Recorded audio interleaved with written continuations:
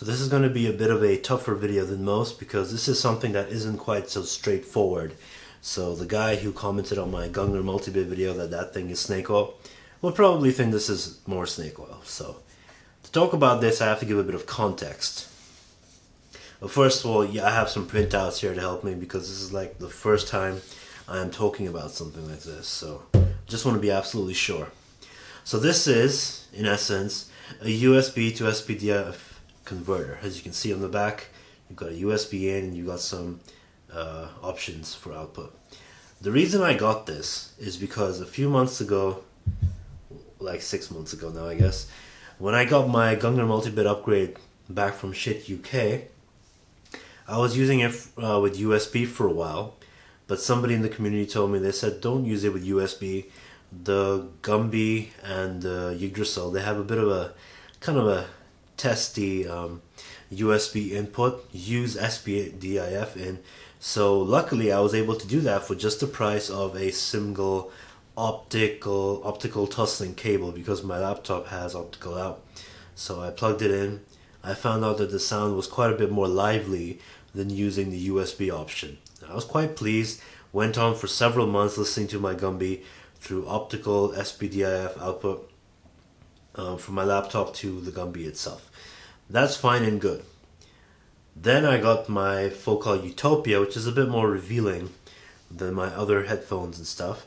And then I took it upon myself one day out of curiosity to try the same optical cable output from my Ibasso DX80, which I used to have, into the Gumby. And the sound was just so much clearer. And this really pissed me off at first because I was thinking, what is going on here? These are digital. This is all digital information. Why is this clear? And it's making the sound that comes from my laptop unclear. I compared it. I went back to the USB option, and I listened to it. It was less lively, of course, but it was a bit more clear than the hazier but more lively, I guess, option that was the optical output of my laptop into the Gungner multibit itself. So I looked around, I found a few options. Someone said I should get something which is like $500. I said no. I know this is a problem, and it is starting to bug me because I can't unhear it. I started using the Ibasso DX80 quite a bit more to play music because the background was blacker using that. It was just a cleaner experience overall. And when I would go back to my laptop, SPDIF out, it was just so hazy. I really disliked it. But I wanted an option that didn't cost me an arm and a leg, like $500 or something like that. A bit too much. So I did find this, thanks to Lee over at Venture Electronics, who recommended that I get this, and I did. And this solved my problems basically. What this did is brought a sound up to the level of, actually, yeah, about the same level as the DX80's optical out, except this gave me more options to play with. So yeah, this is a USB digital interface. I switched from using optical Toslink out to coaxial. And I know that this is probably, some people say, I'm not sure myself personally, but some people say coaxial and AES, which is not in the Gumby but is in the Yggdrasil up the chain, are probably the best inputs you can use for your DAC. So just to get a bit of a close-up here, you guys can see what kind of outputs you have. This is a USB in. I'm not sure. I'll be looking at the notes right now. This is what I use. Optical Toslink is what I could use if I wanted to, but I'm choosing this instead. And you have a thing for DC power, there's a wall wart, and a little nifty on-off switch. Very basic looking thing. Very basic, but it's quite hefty, I guess, if you want to talk about build quality. This is pretty good. So let's look at the notes a bit. Now this throws out a lot of numbers immediately. First of all, it tells you that you can play 24-bit audio files all the way up to 192 kHz. That's cool. On the next page it says you can use DSD support, but that really isn't pertinent for me because no shit product to date has any support for DSD or MQA or all those other formats that they seem to think are fads. But yeah, you can play it plays my DSD, or not DSD, sorry, my FLAC files up to 192 with no problems. So I'm looking at this right now, and it's telling me basically the same thing that I had a problem with. Basically, it comes down to noise isolation from computer USB environments. My laptop, which is not a shoddy laptop in my opinion, it's a Reign of Gaming Asus laptop, which costs quite a bit. It's a gaming laptop, Reign of Gaming G751JT, so it's pretty hefty. And it does have some good outputs, but when you connect it to your motherboard like that, even with SPDIF, I guess this can have problems, and that really surprised me. Like, I was not expecting to have problems using that. I was quite happy for a while, then I went ahead and heard something better, and I couldn't go back. So I went ahead and got this. So this is $200. This isolates the noise and becoming a bridge between your computer and your DAC. Yeah, pretty much. That's what I've been using this for. And if you look at the photo, they've been using it with a tablet, which is pretty cool. I haven't used it with any portable devices yet.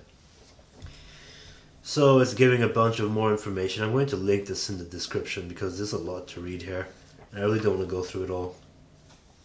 You'll have to download their drivers on their site if you want to use this. But it's talking about low jitter, world clock output.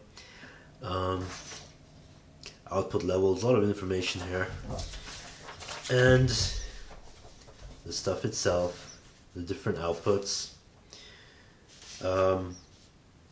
and here's some shots of the board itself. Obviously I wasn't going to open it and show you guys, but here's what it looks like. So to me this doesn't really mean anything because I'm not really that technical minded. I just listen to my music pretty much. But if you can recognize what this is, and you can tell me in the comments, like if this is something that you can recognize as something ideal or not, because I don't know. And then the last page. Now this costs $200, which is once again a bit of a hefty price tag. But this has, like I said, a very specific use and is not going to be something that most people, I believe, are going to need. For my purposes, it fit just fine.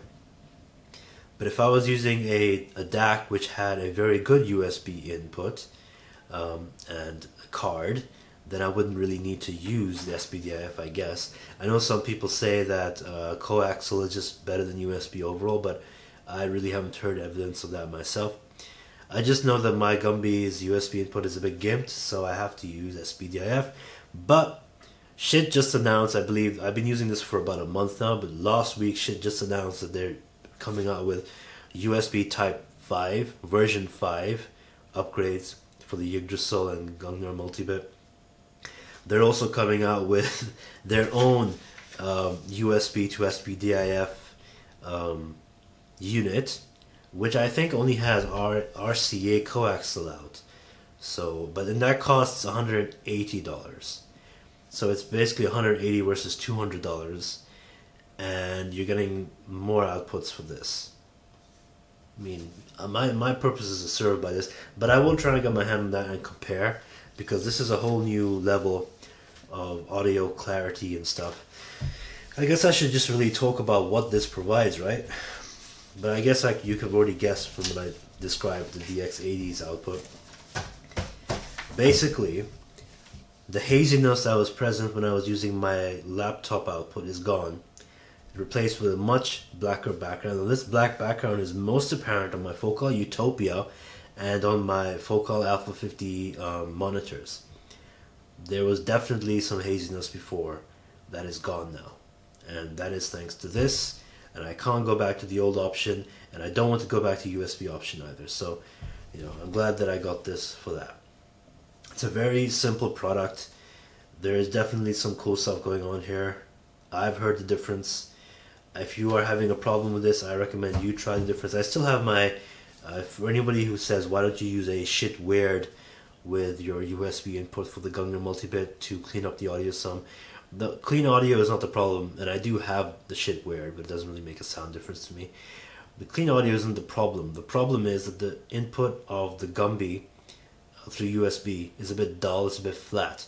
I do think that the Type 5 might fix that, but I haven't got the upgrade yet, and it's going to be like $150 to upgrade that, so I'm not sure quite yet. But for my purposes for now, this has been a very good product, and I do recommend it if you do want something with more outputs than the shit eater. That name. For just a little bit more, like $20 more. And that's it. I will be trying that out if I can get my hands on one in the future.